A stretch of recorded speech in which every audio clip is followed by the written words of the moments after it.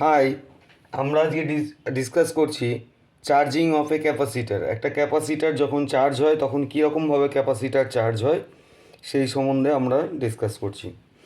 এখানে আমরা একটা ভিডিসি ব্যাটারি নিয়েছি, তার সঙ্গে একটা single pole single throw switch নেওয়া আছে, একটা রেজিস্ট্যান্স আর, একটা ক্যাপাসিটার সি, আর এর সঙ্গে সি সিরিজে লাগানো আছে, কারেন্ট মেজারমেন্ট করার জন্য একটা অ্যামমিটার লাগানো আছে সিরিজে।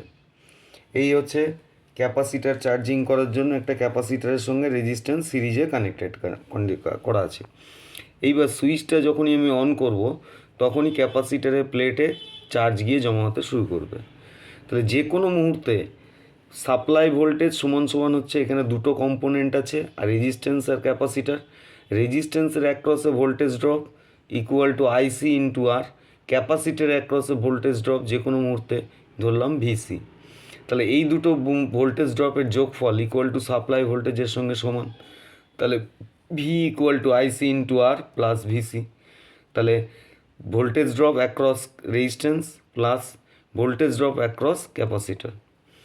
Next, IC charging current equal to D Q DT.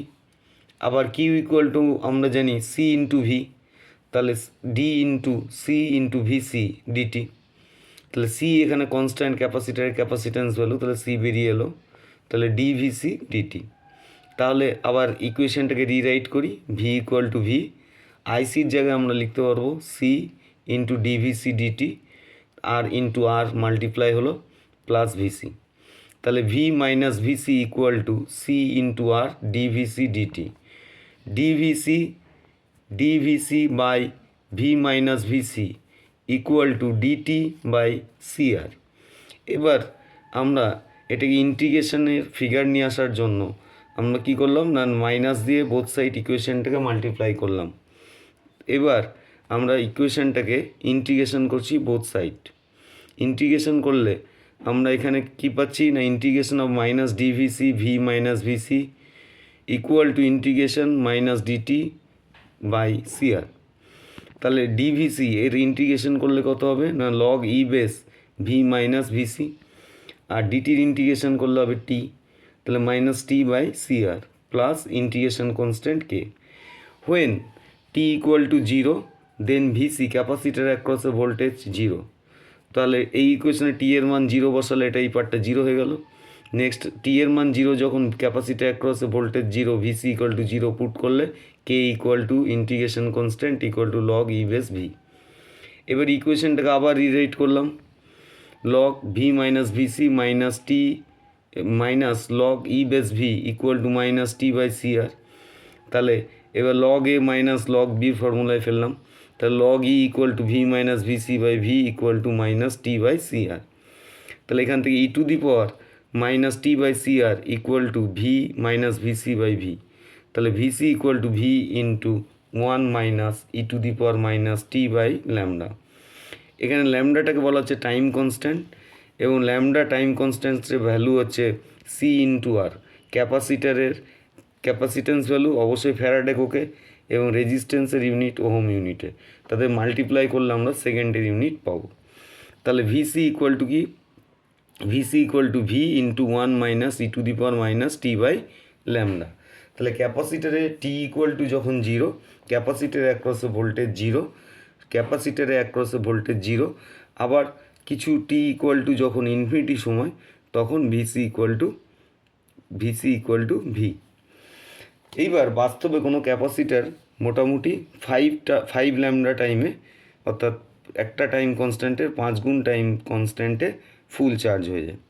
তাহলে ক্যাপাসিটারের ভোল্টেজ যদি আমরা প্লট করি এই ইকুয়েশনটাকে, তাহলে ইকুয়েশনটাকে আমরা এটা পাবো, এটা এখানে কত না, ভোল্টেজ হচ্ছে আমাদের জিরো ভোল্টেজ। আবার এই টাইম কনস্ট্যান্টের ভ্যালু কত না, এই ভোল্টেজটা গ্র্যাজুয়ালি এক্সপোনেনশিয়ালি বাড়ছে। এবং এখানে একটা জিনিস লক্ষ্য করার বিষয় যে ক্যাপাসিটারের ভোল্টেজ প্রথম অবস্থায় জিরো, যত সময় যাবে তত ক্যাপাসিটারের প্লেটে চার্জ জমা হবে, ক্যাপাসিটারের ভোল্টেজ ইনক্রিজ করবে। তাহলে এখানে ক্যাপাসিটারের ভোল্টেজ 63.2%, ব্যাটারি ভোল্টেজে অর্থাৎ সাপ্লাই ভোল্টেজের 63.2%, অর্থাৎ 0.632 এই ভোল্টেজটা যখন ব্যাটারি ভোল্টেজের এত টাইমস হবে যে সময়, সেই সময়কালটাকে আমরা বলবো টাইম কনস্ট্যান্ট। এবার চলে আসি ভিসির ইকুয়েশন। আমরা যদি ভিসি ইকুয়াল টু কি জানি, কিউ বাই সি, তাহলে small Q by C equal to V equal to capital Q by C, C C কেটে গেল, তাহলে Q equal to Q zero into 1 minus E to the power minus T by lambda. তাহলে এটা হচ্ছে চার্জের equation, Q equal to Q into 1 minus E to the power minus T by lambda.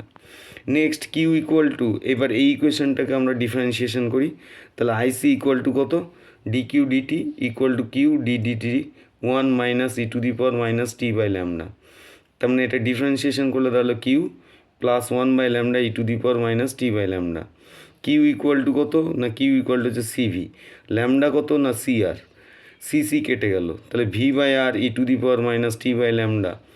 তাহলে V by R মানে যখন switch on করা হয়েছিল সেই মুহূর্তে কারেন্ট ছিল ম্যাক্সিমাম, এবং সেই ম্যাক্সিমাম কারেন্টের মানকে আমরা I0 দিয়ে ডিনোট করছি। তাহলে I0 হচ্ছে শুরুতে কারেন্ট, অর্থাৎ চার্জিংয়ের শুরুতে কারেন্ট I0, সেটা ম্যাক্সিমাম। যত সময় গড়াবে তত চার্জিং কারেন্টের ভ্যালু কমতে থাকবে। এবং প্রসঙ্গত বলা যায় যে ম্যাক্সিমাম কারেন্টের 37.2% মতো যখন দাঁড়াবে, তখন কারেন্টটার ভ্যালু ম্যাক্সিমাম কারেন্টের 37.2%, সেই সময় আমরা যে সময়কাল অতিবাহিত হবে সেই সময়কালটা হচ্ছে টাইম কনস্ট্যান্ট বা সময় ধ্রুবক বা ল্যামডা। তাহলে ক্যাপাসিটারে যখন শুরুতে সুইচ অন করাচ্ছে তখন ক্যাপাসিটারটা চার্জ হতে শুরু করছে। প্রথমে চার্জিং কারেন্টের মান ম্যাক্সিমাম হয়, যত সময় গড়ায় তত চার্জিং কারেন্টের মান আস্তে আস্তে কমতে থাকে, আর যত সময় বাড়ে তত ক্যাপাসিটার অ্যাক্রসে ভোল্টেজ বাড়তে থাকে। একটা ক্যাপাসিটার ফুল চার্জ হতে থিওরিটিক্যালি প্রায় ইনফিনিটি টাইম লাগে, কিন্তু বাস্তবে একটা ক্যাপাসিটার চার্জ হতে 5 টাউ টাইমস অর্থাৎ 5 ল্যামডা টাইমস আমাদের টাইম লাগবে। এটাই হলো ক্যাপাসিটারের চার্জিং। নেক্সট ভিডিওতে আমরা ডিসকাস করব ক্যাপাসিটারের ডিসচার্জিং নিয়ে। That's all.